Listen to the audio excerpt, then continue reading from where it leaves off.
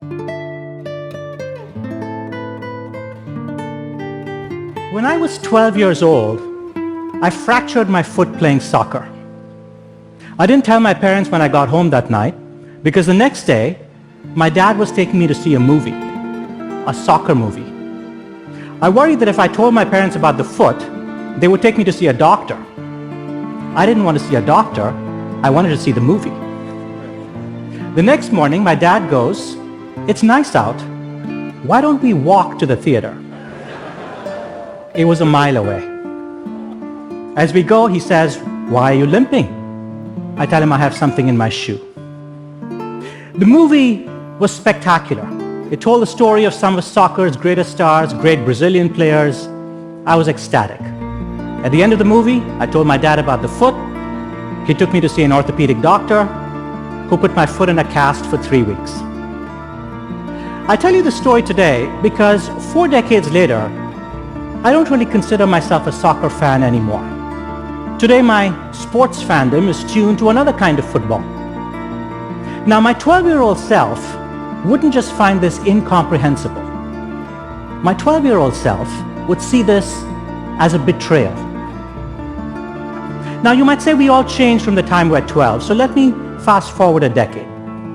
When I was 22, I was a freshly minted electronics engineer in southern India.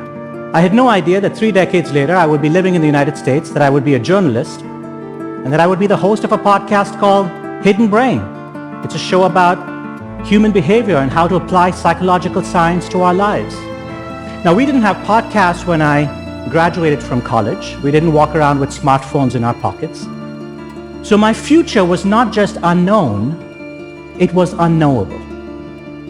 All of us have seen what this is like in the last 3 years as we slowly try and emerge from the COVID pandemic. If we think about the people we used to be 3 years ago before the pandemic, we can see how we have changed.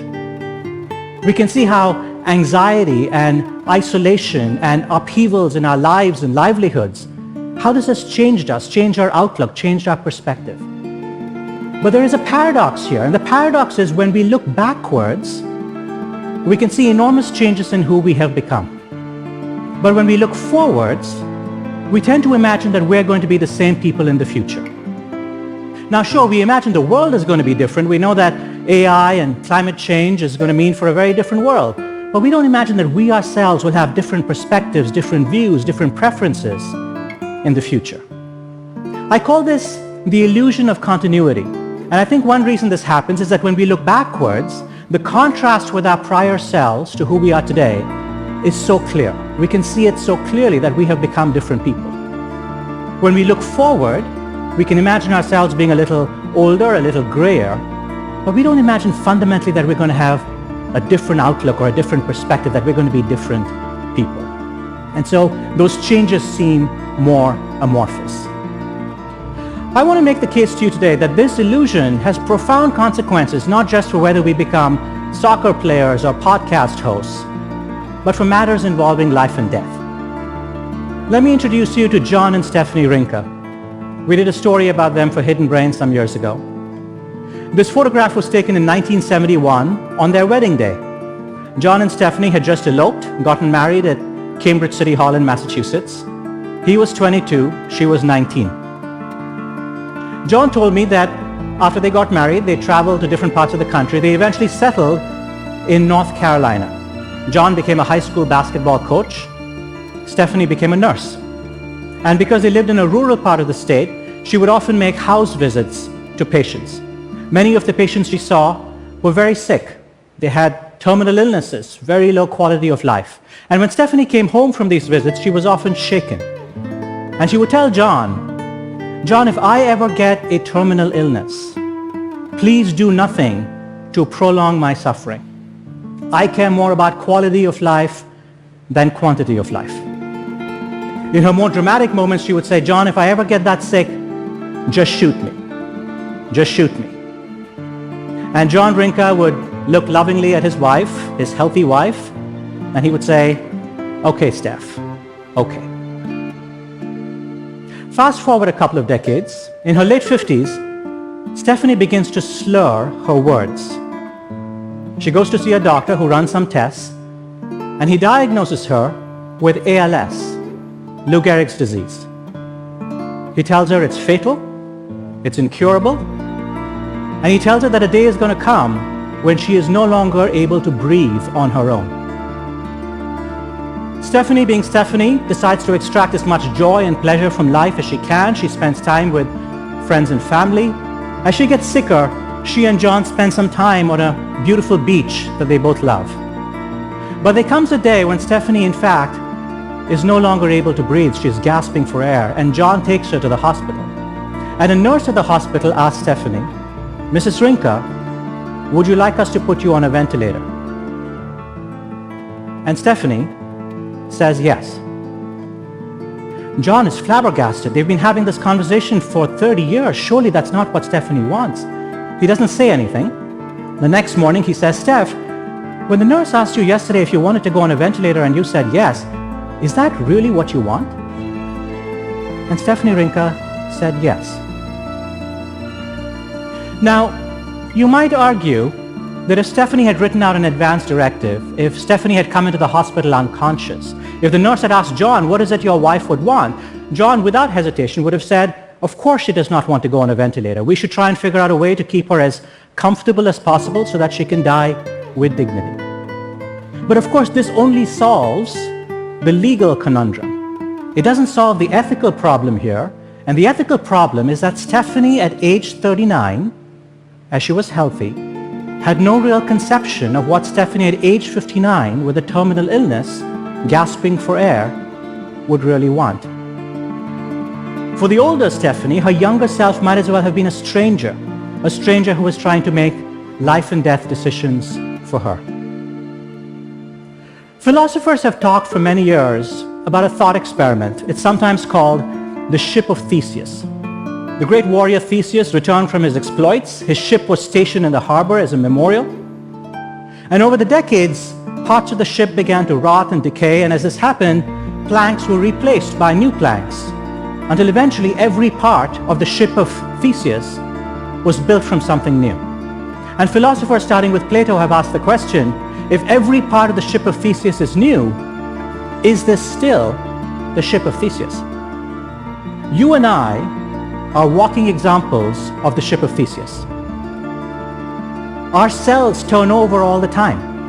The people you were 10 years ago are not the people you are today. Biologically, you have become a different person. But I believe something much more profound happens at a psychological level. Because you could argue, a ship is not just a collection of planks. A body is not just a collection of cells. It's the organization of the planks that makes the ship. It's the organization of the cells that make the body. If you preserve the organization, even if you swap planks in and out, or cells in and out, you still have the ship, you still have the same body. But at a psychological level, each new layer that's put down is not identical to the one that came before it. The famous plasticity of the brain that we've all heard so much about means that on an ongoing basis, you are constantly becoming a new person. This has profound consequences for so many different aspects of our lives. You know, I have the illusion that 12-year-old Shankar who wanted to be a soccer star, and 52-year-old Shankar who is the podcast host, and 82-year-old Shankar who will hopefully be living one day on a beautiful beach, that these are all the same person. Is that really true? Let's set aside the philosophical questions for another day, and let me tell you about some of the practical challenges of this problem. When we make promises to other people, when we promise to love someone till death do us part, we are making a promise that a stranger is going to have to keep. Our future selves might not share our views, our perspectives, our hopes. When we lock people up and throw away the key, it's not just that the people we imprison are going to be different in 30 years from now. We are going to be different 30 years from now. Our need for retribution, for vengeance, might not be what it is today.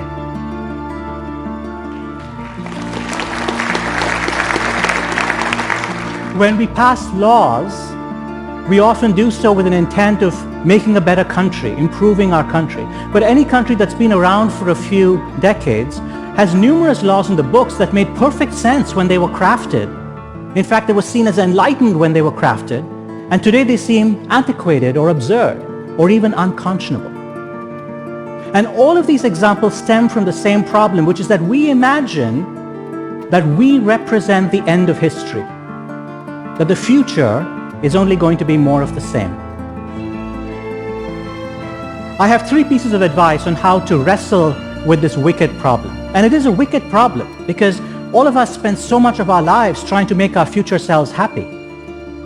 We don't stop to ask, is it possible that in 20 or 30 years our future selves are going to look back at us with bewilderment, with resentment, that our future selves will ask us, what made you possibly think that that is what I would want? The first piece of advice I have is if you accept the idea that you're going to be a different person in 30 years' time, you should play an active role crafting the person you are going to become. You should be the curator of your future self. You should be the architect of your future self. Well, what does that mean? Spend time with people who are not just your friends and family. Spend time on avocations and professional pursuits that are not just what you do regularly. Expand your horizons because you're going to become someone different. You might as well be in charge of deciding who that person is going to be. So the first piece of advice is to stay curious. Second, as we make pronouncements on social media or in political forums or at dinner parties, let's bear in mind that among the people who might disagree with us are our own future selves. So when we express views with great certitude and great confidence, let's remember to add a touch of humility. This is true, by the way, not just at an individual level, it's also true at an organizational level. I was speaking some time ago with this young woman, wonderful woman. She had just reached a position of authority at her organization, and she had many idealistic ideas of how she wanted to change her organization. And she asked me, how do we make these changes so that in the future, no one's going to come along and undo the changes that I have made? And it's a very human impulse, but it stems from the same belief that our perspective on history is the final word. And quite simply, this is wrong. 3, I've given you a number of ways in which our future selves are going to be weaker and frailer than we are today. And that is true. That is part of the story. But it is only a part of the story. Our future selves are also going to have capacities and strengths and wisdom that we do not possess today. So when we confront opportunities and we hesitate, when I tell myself, I don't think I have it in me to quit my job and start my own company, or I tell myself, I don't have it in me to learn a musical instrument at the age of 52, or I tell myself, I don't have it in me to look after a disabled child, what we really should be saying is, I don't have the capacity to do those things today. That doesn't mean I won't have the capacity to do those things tomorrow. So lesson number 3 is to be brave. I believe if you can do these 3 things, if you can stay curious, you can practice humility, and you can be brave, then your future self will look back at you in 20 or 30 years, will look back not with resentment or bewilderment, but will look back at you and say, thank you.